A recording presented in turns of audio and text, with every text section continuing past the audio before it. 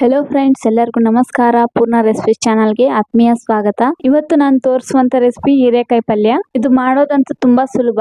ಬನ್ನಿ ಇವಾಗ ಇದನ್ನ ಹೇಗ್ ಮಾಡೋದಂತ ನೋಡ್ಕೊಂಡ್ ಬರೋಣ. ಒಂದ್ ಸ್ಟವ್ ಮೇಲೆ ಫ್ರೈ ಪ್ಯಾನ್ ಇಟ್ಕೊಂಡು ಅದಕ್ಕೆ 3 ಟೇಬಲ್ ಸ್ಪೂನ್ ಅಷ್ಟು ಆಯಿಲ್ ಹಾಕೊಂಡಿದೀನಿ. ಹಾಗೆ 1/4 ಟೀ ಸ್ಪೂನ್ ಅಷ್ಟು ಸಾಸಿವೆ, ಹಾಗೆ ಸ್ವಲ್ಪ ಜೀರಿಗೆ ಹಾಕೊಂತ ಇದ್ದೀನಿ. ಒಂದೆರಡು ಒಣಮೆಣಸಿನಕಾಯಿ, ಹಾಗೆ ಸ್ವಲ್ಪ ಕರಿಬೇವು, 1 ಗಡ್ಡೆ ಈರುಳ್ಳಿನ ಕಟ್ ಮಾಡ್ಕೊಂಡು ಹಾಕೊಂತ ಇದ್ದೀನಿ. ಇವಾಗ ಈ ಈರುಳ್ಳಿನ ಲೈಟ್ ಆಗಿ ಫ್ರೈ ಮಾಡ್ಕೊಳ್ಳೋಣ.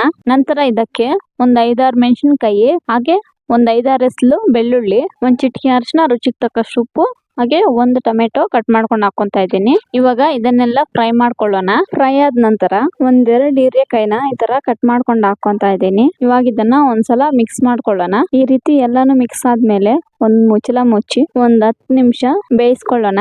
ನೋಡಿ ಇವಾಗ ಓಪನ್ ಮಾಡ್ಕೊಂತ ಇದ್ದೀನಿ. ಇವಾಗ ಇದನ್ನೆಲ್ಲ ಒಂದ್ಸಲ ಕಲ್ಸ್ಕೊಳ್ಳೋಣ.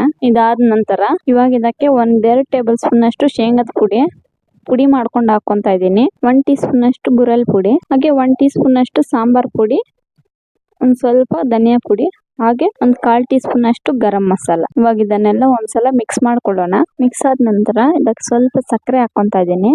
ಹಾಗೆ ಸಣ್ಣದಾಗಿ ತುರಿದಿರುವಂತ ಹಸಿ ಕೊಬ್ಬರಿ ಹಾಕೊಂತ ಇದ್ದೀನಿ. ಇವಾಗ ಇದನ್ನ ಒಂದ್ಸಲ ಮಿಕ್ಸ್ ಮಾಡ್ಕೊಂಡು ಸ್ಟವ್ ಆಫ್ ಮಾಡ್ಕೊಂತ ಇದ್ದೀನಿ. ಈಗ ಇದಕ್ಕೆ ಒಂದ್ ಸ್ವಲ್ಪ ಕೊತ್ತಂಬರಿ ಹಾಕೊಂಡು ಒಂದ್ ಪ್ಲೇಟ್ಗೆ ಸರ್ವ್ ಮಾಡ್ಕೊಳ್ಳೋಣ. ಸೊ ನೋಡಿದ್ರಲ್ಲ ಫ್ರೆಂಡ್ಸ್, ಅತಿ ಕಡಿಮೆ ಇಂಗ್ರೀಡಿಯೆಂಟ್ಸ್ ಇಂದ ಹೀರೆಕಾಯಿ ಪಲ್ಯ ಹೇಗ್ ಮಾಡೋದು ಅಂತ. ಸೊ ನೀವು ಒಂದ್ಸಲ ಟ್ರೈ ಮಾಡಿ ನೋಡಿ. ಇವತ್ತು ಮಾಡಿರುವಂತ ರೆಸಿಪಿ ನಿಮ್ಗೆಲ್ಲ ಇಷ್ಟ ಆಗಿದ್ರೆ ಲೈಕ್ ಮಾಡಿ, ಶೇರ್ ಮಾಡಿ. ನಮ್ಮ ಚಾನಲ್ನ ಇನ್ನೂ ಸಬ್ಸ್ಕ್ರೈಬ್ ಮಾಡಿಲ್ಲ ಅಂದ್ರೆ ಸಬ್ಸ್ಕ್ರೈಬ್ ಮಾಡ್ಕೊಳ್ಳಿ. ಈ ವಿಡಿಯೋ ನೋಡಿದ್ದಕ್ಕಾಗಿ ಎಲ್ಲರಿಗೂ ಧನ್ಯವಾದಗಳು.